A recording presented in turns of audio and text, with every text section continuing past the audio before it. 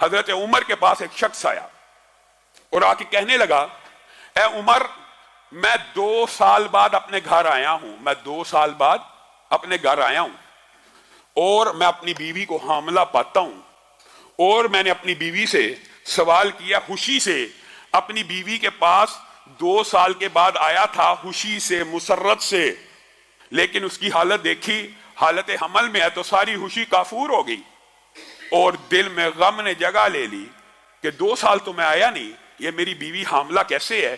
جب میں نے عمر اس سے استفسار کیا تو وہ کہنے لگی، اللہ کی قسم، میرے پیٹ میں جو حمل ہے تو ہی اس کا باپ ہے۔ اب مجھے بتلائیے، 2 سال تو میں نے اس کو چھوا نہیں، ٹچ نہیں کیا، 2 سال بعد میں سفر سے آیا ہوں، وہ حاملہ ہے اور اس بچے کی نسبت بھی میری طرف کرتی ہے، اب میں کیا کروں؟ یہ صحیح اثر کے ساتھ، صحیح سندوں کے ساتھ جو حدیث یا اثار موجود ہوتے ہیں، منکرین حدیث ان کا بھی انکار کر دیتے ہیں، اور اللہ کی حکمت بھی اتنی عظیم ہے اس باب کے اندر کہ جس حدیث کا، جس اثر کا انکار کیا جاتا ہے اس سے ملتی جلتی آیت اللہ نے قرآن پاک میں نازل کی ہوتی ہے۔ جیسے آدم کی عمر کے حوالے سے منکرین حدیث نے انکار کر دیا، 1000 برس عمر کیسے ہو سکتی ہے؟ تو قرآن پاک میں اللہ نے نوح کی عمر 950 برس بیان کر دی وغیرہ۔ یعنی جس حدیث کا انکار ہوتا ہے اس سے ملتی جلتی آیت بھی، اس سے ملتا جلتا واقعہ بھی قرآن پاک میں موجود ہوتا ہے۔ اب حضرت عمر نے مشورہ کیا اور ارادہ کیا اس عورت کو رجم کرنے کا، اور حکم دیا اس عورت کو رجم کر دیا جائے۔ کون حکم دے رہا؟ خلیفۃ المسلمین۔ کون حکم دے رہا؟ امیر المومنین۔ کون حکم دے رہا؟ حضرت عمر، جن کے علم و فضل کے دنیا کے سارے امتی قائل ہیں۔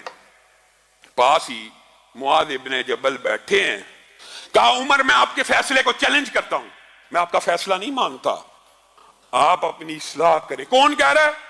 ایک رتبے میں، مقام میں کم درجے کا صحابی اعلیٰ درجے کے صحابی کو ٹوک رہا ہے۔ وجہ کیا؟ وجہ اس کے بعد دلیل ہے، یہ نہیں ہے کہ میں تیرے سے بڑا عالم ہوں، سب کو پتا عمر بڑے عالم ہیں۔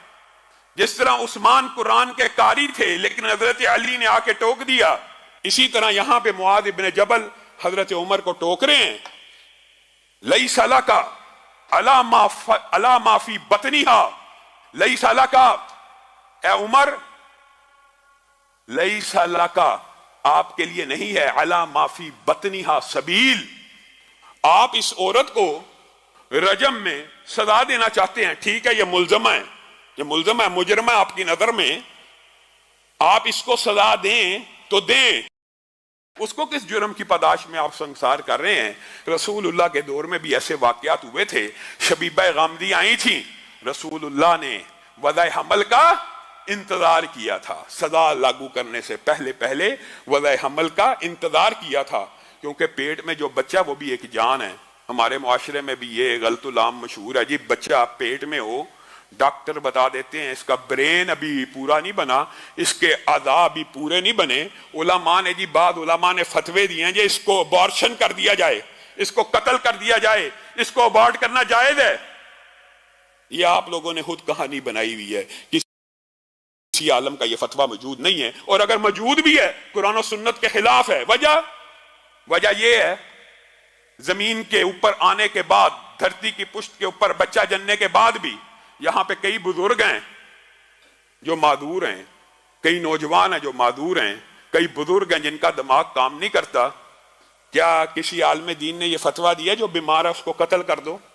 جس طرح دھرتی کی پشت کے اوپر کوئی بیمار ہے اس کا قتل کرنا حرام ہے، اسی طرح ماں کے پیٹ میں بچہ بیمار ہے اس کا قتل کرنا بھی حرام ہے۔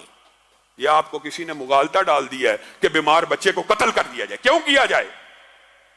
اگر بیماروں کا قتل جائز ہے تو پھر بوڑھوں کو بھی کر دو، پھر جن جن کی یاداشت چلی گئی ہے سب کو قتل کر دو، جو نوجوان معذور ہو گئے ان کو قتل کر دو۔ یہ خود ساختہ فیصلے، یہ من گڑت فیصلے، یہ قرآن و سنت کے خلاف ہیں۔ یہی بات معاذ ابن جبل حضرت عمر کو کہہ رہے ہیں، لیس لک علی ما فی بطنہا سبیل، اے عمر آپ عورت کو رجم کرنا چاہتے ہیں کر لیجئے، اس بچے کا کوئی قصور نہیں، ہم اس کو رجم نہیں ہونے دیں گے۔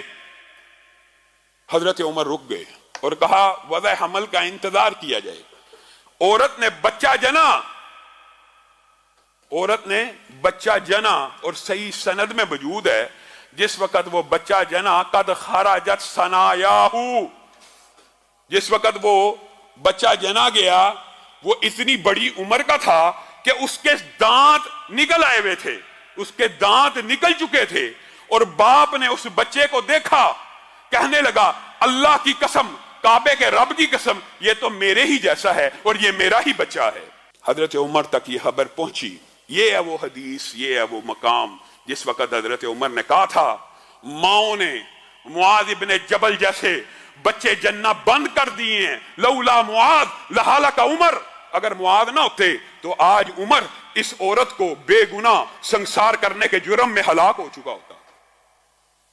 دنیا میں کون سی ہستی ہے، کون سی شخصیت ہے اگر ابو بکر کے فیصلے کو چیلنج کیا جا سکتا ہے؟ کس کی روشنی میں؟ دلیل کی، وحی کی روشنی میں۔ اگر عمر کے فیصلے کو چیلنج کیا جا سکتا ہے کس کی روشنی میں؟ یہ نہیں فلاں نے کہا ہے، فلاں نے کہا ہے، معاذ ابن جبل نے کہا تو چیلنج ہو جائے گا، عبداللہ ابن عباس نے کہا تو چیلنج ہو جائے گا، نہیں، دلیل کی روشنی میں۔ کائنات میں کوئی امتی ایسا نہیں ہے جس کے قول کو، جس کے فعل کو، جس کے عمل کو چیلنج نہ کیا جا سکے۔ ہاں، چیلنج کرنے کے لیے دلیل ہونا ضروری ہے، اور دلیل اسلام میں وحی ہے، اور وحی کی دو ہی قسمیں ہیں، ایک اللہ کی آیت قرآن ہے اور دوسرا مدینے والے کا فرمان ہے۔ بس بات ختم، کلیئر، واضح بات ہے۔